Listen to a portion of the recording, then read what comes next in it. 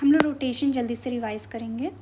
देखो यहाँ पे हमें एनर्जी कंजर्वेशन पहली बात तो लगाना है, मतलब पोटेंशियल एनर्जी बराबर काइनेटिक एनर्जी करना है रोटेशन वाला। तो इसमें आपका ये इसके लिए कितना हो जाएगा mgl, इसके लिए कितना हो जाएगा mg 2l/3, क्योंकि ये l/3 डिस्टेंस पे है, और इसके लिए क्या हो जाएगा mg l/3 हो जाएगा। ठीक है, तो अब is equal to half m omega l square करेंगे, हाफ एम वी स्क्वायर वही होता है ना। तो यहाँ से आपका ओमेगा आएगा, जो कि ओमेगा सबके लिए सेम होगा, और हमें वी बी निकालना है। तो वी बी होता कितना है आर ओमेगा, तो ओमेगा तो सबके लिए सेम है, आर बी मतलब यहाँ से कितना हो जाएगा 2l/3, और ओमेगा की वैल्यू रख दूँ। यहाँ बोला था कि about an axis along median वो पास कर रहा है, तो ऐसे केस में वो मीडियन मतलब ये वाला लाइन होता है आपका मीडियन। कह रहा है अगर रिजिड बॉडी है तो उनका जो एक्सिस ऑफ रोटेशन होगा वो कहाँ होगा, आपके आउटसाइड बॉडी सिचुएट होंगी, आउटसाइड द बॉडी सिचुएटेड होंगी। अगर इनिशियली कोई two stable particle X and Y है, उसको स्टार्ट किया जा रहा है, ठीक है, और तो ऐसे केस में जब स्टार्ट किया जा रहा है तो वहाँ पे जो VCOM आता है वो आपका 0 आता है, और इस केस में आपका जो ओमेगा होता है वो विथ रेस्पेक्ट टू अदर क्या होता है कांस्टेंट रहता है, क्या होता है कांस्टेंट रहता है। ये तो इजी था। बाकी ये क्वेश्चन बहुत ज़्यादा इम्पॉर्टेंट है ये वाला। यहाँ पे कैसे निकालना है, पहले तो हम लोग ए जैसे निकालते हैं हम एक्सेलरेशन निकालेंगे। यहाँ 100 माइनस इसका 10/15 6 आ जाएगा, और ACOM निकालने के लिए हम लोग क्या करेंगे 10 इंटू मतलब ये 6, और कहाँ पे लग रही है जे कैप में, और इसका कहाँ पे लग रहा है 5 इंटू 6 आई कैप में, और अपॉन टोटल मास।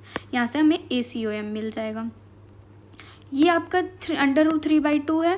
तो यहाँ पे क्या ऐसा होता है कि आपका ये वाला जो एंगल आता है वो साइन क्या हो जाएगा यहाँ पे 60 डिग्री।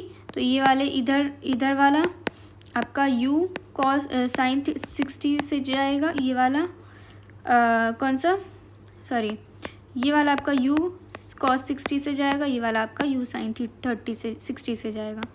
और यहाँ ये वाला प्रॉब्लम में बस अभी इसको कैसे सॉल्व करना है ये तो पता ही है। बाकी आंसर थोड़ा याद रखो कि tan theta is equal to 1/2 mu होता है। क्या होता है 1/2 म्यू होता है यहाँ पे। उसके बाद यहाँ देखिए, यहाँ बोला है कि टू बैलेंस लैडर को बैलेंस करने के लिए हमें थीटा को डिक्रीज़ करना पड़ता है। कह रहा अगर ये जो AB है वो BC/2 है, तो ये MOI सबसे ज़्यादा मिनिमम कहाँ होगा, तो आपका MOI इस पे मिनिमम होगा, जो सबसे बड़ा डायमीटर ये होगा अंदर वाला लाइन होगा वो उस पर आपका MO ज़्यादा मिनिमम होगा। यहाँ बोल रहा है कि IIC is equal to 4IBD। ये पेपर में ऐसे ही डायरेक्ट आया था इसलिए हम बता रहे हैं, याद रख लो थोड़ा। जो वेलोसिटी है वो √2h/2gh बीटा होता है। ये थीटा पे डिपेंड नहीं करता है वेलोसिटी, जब इंक्लाइन प्लेन होता है तब की बात हुई है। लेकिन जो टाइम होता है वो आपके थीटा पे डिपेंड करते हैं, ठीक है, थीटा पे डिपेंड करते हैं। ये क्वेश्चन देखो काफ़ी अच्छा और इम्पॉर्टेंट है। यहाँ बोल रहे एक पार्टिकल है, ठीक है, is attach to lower end of the uniform rod which is hinged at its another end. यहाँ पे हिंज किया गया उसको, और मिनिमम वेलोसिटी स्पीड बताना है given to the particle so that perform, वो पूरा परफॉर्म पा रहा है क्या सर्कुलर पाथ, इतना हमने मिनिमम स्पीड दे दिया। इस क्वेश्चन को हम लोग कैसे सॉल्व करेंगे, यहाँ पे हम लोग एनर्जी कंजर्वेशन लगाएंगे सिंपल सा। तो यहाँ पे यहाँ देखो हाफ हमें मिनिमम स्पीड निकालना है, तो ये हो जाएगा हाफ ml² प्लस ml²/3। कैसे देखो मैं बताती हूँ, इस एक्सिस से हमें निकालना है I, हम जानते हैं हाफ I ω² होता है, I इस एक्सिस से निकालना है। तो इस रॉड के लिए क्या हो जाएगा, इस रॉड के लिए ml²/3, और इस बॉब के लिए क्या हो जाएगा ml² हो जाएगा। तो ये हो जाएगा half ml² plus ml²/3 into ω² हो जाएगा।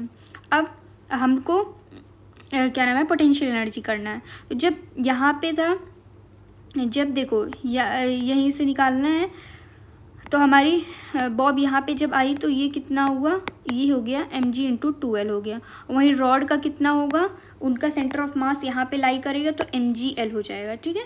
तो यहाँ से हमें ओमेगा मालूम चल गया, तो v इज इक्वल टू क्या होता है r ओमेगा तो सबके लिए सेम। r क्या हो जाएगा, हम r एकदम मिनिमम वाला लेना है तो हम l लेंगे, क्या लेंगे l ले लेंगे, और यहाँ पे √4.5 gl आ जाएगा यहाँ आंसर, ठीक है। उसके बाद यहाँ पे याद रखो जो आई होता है वो इन्वर्सली प्रोपोर्शनल टू डेंसिटी होता है। हाफ डिस्क के लिए अगर हमें ICOM निकालना है तो क्या होता है कि हम ये यहाँ का डिस्टेंस हमें पता है हाफ डिस्क के लिए 4r/3π होता है, तो यहाँ हो जाएगा mr² 1/2 - 16/9 π² हो जाएगा। ऐसे सेम सेमी सर्कुलर के वायर के केस में होता है। यहाँ हमें बोला था कि MOI हमें जेड एक्सेस के उसमें निकालना है, तो हम लोग जेड वाले एक्सेस को निकाल देंगे और जो बच रहा है R हम लोग वही √2 ले लेंगे। और DI जो होता है वो क्या होता है x² DM होता है। देखो कोनिकल पेंडुलम में आपके जो L के मैग्नीट्यूड होते हैं वो कांस्टेंट होते हैं। और इम्पॉर्टेंट एक और है कि जब वो रोलिंग, देखो रोलिंग वाले मोशन में क्या होता है कि आपके जो L के डायरेक्शन होते हैं वो सेम होते हैं, लेकिन जो L का मैग्नीट्यूड होता है वो कांस्टेंट नहीं होता है। यहाँ देखो ये क्वेश्चन में कह रहा है एक डिस्क है R1 है और कट किया गया आउट फ्रॉम R2, तो अब उसका और उस जो लेफ्ट मास है उसका मास दिया गया m, तो आई रिमेनिंग हम कैसे निकालेंगे m/2 R2 का स्क्वायर प्लस R1 का स्क्वायर कर देंगे डायरेक्ट, ठीक है।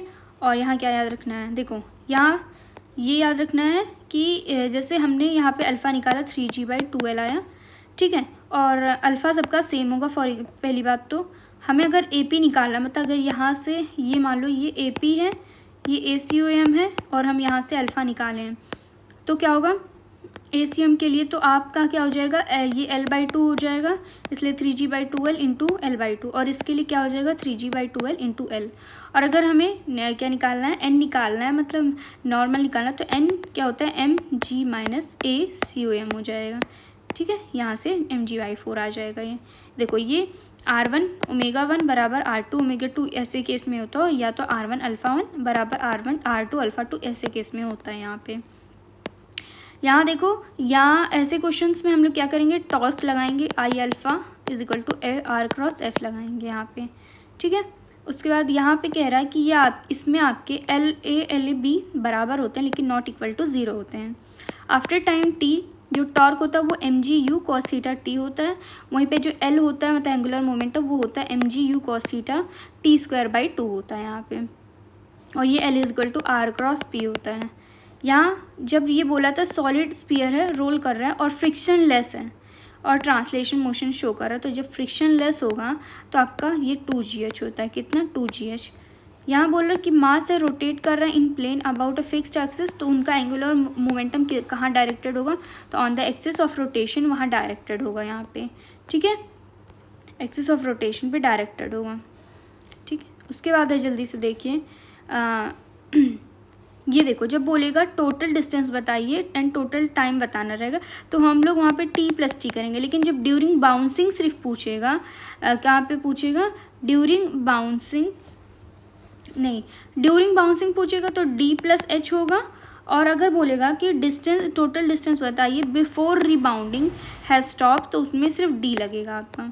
देखो इस केस में आपका ux जो होता है वो u मतलब जैसा जो था हॉरिजॉन्टल वेलोसिटी उसी के बराबर होता है, जो vy होता है वो ve हो जाता है, क्या होता है ve क्या मतलब ये v जो होगा ये v 100 होगा, 100 × v, और ये ux जो होगा वो 100 cos θ हो जाएगा। यहाँ पे I = 2/5 r², मतलब यहाँ पे 2/5 थोड़ा ऊपर उठा रहेगा यहाँ पे। अगर बोलेगा ये ज्योमेट्रिकल एक्सिस, मतलब ये सॉलिड स्फीयर ये है आपका ज्योमेट्रिकल एक्सिस, क्या है ज्योमेट्रिकल एक्सिस, यार लीनियर मोमेंटम जो होता है डिपेंड करता है ऑन फ्रेम, बट लेकिन जो कंजर्वेशन ऑफ मोमेंटम होता है वो डिपेंड नहीं करता है फ्रेम ऑफ रेफरेंस पे, ठीक है। यहाँ पे हम लोग क्या करेंगे R1 V1 बराबर R2 V2 करके हम लोग यहाँ से V2 निकालेंगे, मतलब एंगुलर मोमेंटम यहाँ पे कंजर्व कराएंगे, फाइनल काइनेटिक एनर्जी वगैरह निकाल लेंगे। ट्रायंगुलर लेमाइन का I = mh²/6 होता है यहाँ पे। यहाँ देखो इस क्वेश्चन को ऐसे सॉल्व कर सकते हैं, ये वाला मेथड देखो थोड़ा। देखो जब TC निकालना होगा तो हम लोग क्या करेंगे m⍵² 3l करेंगे, और अगर हमें यहाँ से निकालना रहेगा तो TB - TC करेंगे और इसका जोड़ेंगे, मतलब m⍵² 2l जोड़ेंगे। और अगर हमें इसका निकालना होगा तो हम यहाँ पे क्या करेंगे TA - TC = m⍵² L लिखेंगे। यहाँ लैडर का प्रॉब्लम वही जो मैंने बताया, यहाँ पे देखो रोलिंग मोशन में अभी को बताया था, ये थीटा है तो ये t = 1/sin θ √2h/g β होगा, ये h ये होगा आपका। देखो नॉन यूनिफॉर्म सर्कुलर मोशन में क्या होता है नॉन यूनिफॉर्म में वेलोसिटी आपकी सिर्फ ट्रांसवर्स में प्रेजेंट होती है, लेकिन एक्सेलरेशन आपका ट्रांसवर्स और रेडियल दोनों में पाया जाता है। ये इंपॉर्टेंट है। XCOM जो होगा वो 2n+1/3 होगा इंटू L होगा, जब आपका M 2m 3m 4m ऐसे होगा और L 2L 3L ऐसे करके होगा। ठीक है, ये देखो ये क्वेश्चन इजी है, इसको देख लो। यहाँ पे जब ऐसे क्वेश्चन आएंगे तो हम लोग यहाँ पे V1, जैसे अगर ये सॉलिड है तो V1 R1 बराबर V2 R2 करेंगे। R क्या है, ये आपका सेंटर ऑफ मास है। ये इसके लिए क्या हो जाएगा 3r/8, सॉलिड हेमिस्फीयर के लिए 3r/8 और सॉलिड कोन के लिए h/4 हो जाएगा यहाँ पे। और देखो ये कहाँ पे लाई कर रहा है, बीच में, तो यहाँ पे XCOM जो होगा वो 2√2r/π हो जाएगा।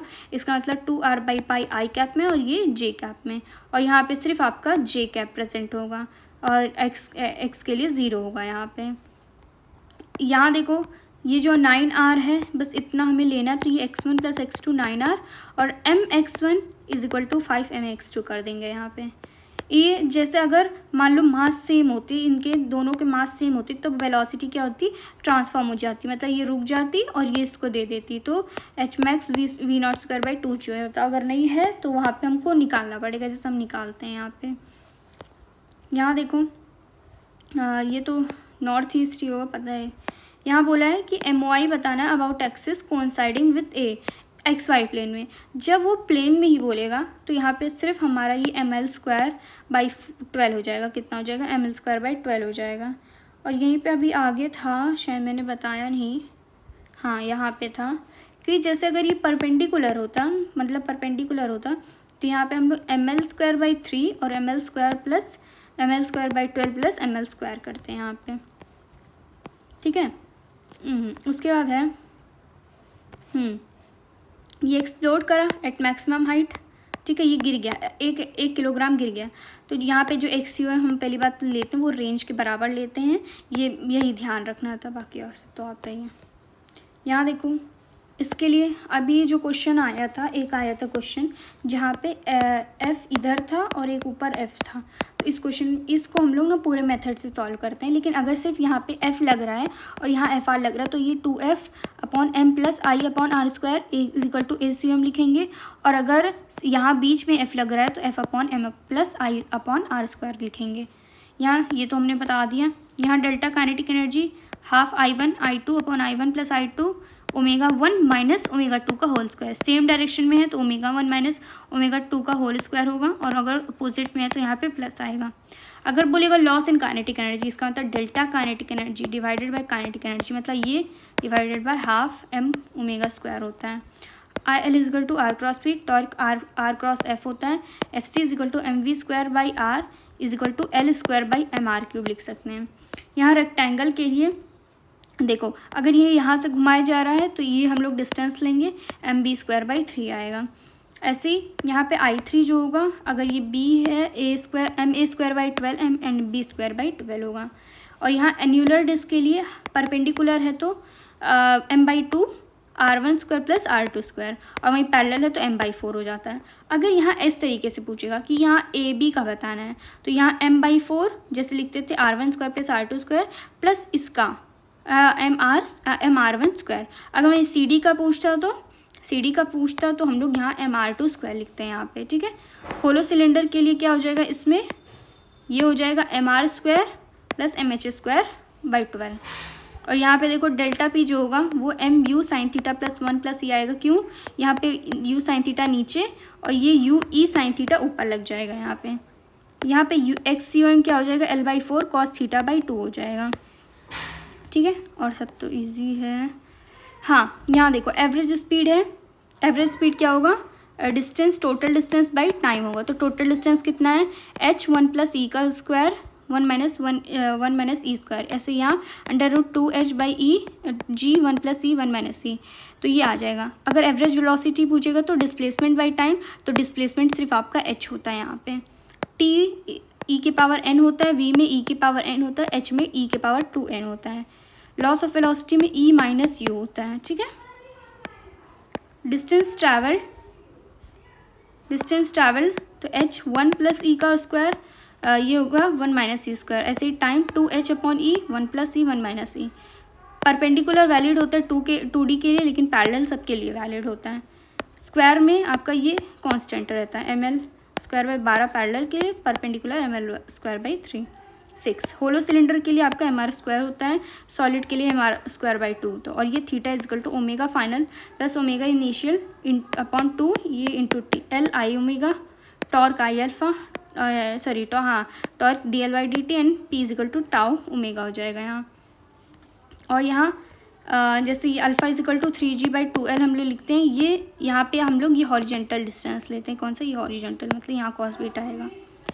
a is equal to m2 1 - g ये प्लस i अपॉन r² हो जाएगा पुली में। और kinetic energy half mv² 1 + k²/r², ये आपके किस में होंगे? रोलिंग मोशन में होंगे। और ये ट्रांसफ़र बाई टोटल कितना, ट्रांसलेशन बाई टोटल बीटा होता है। और उसमें कितना होता है?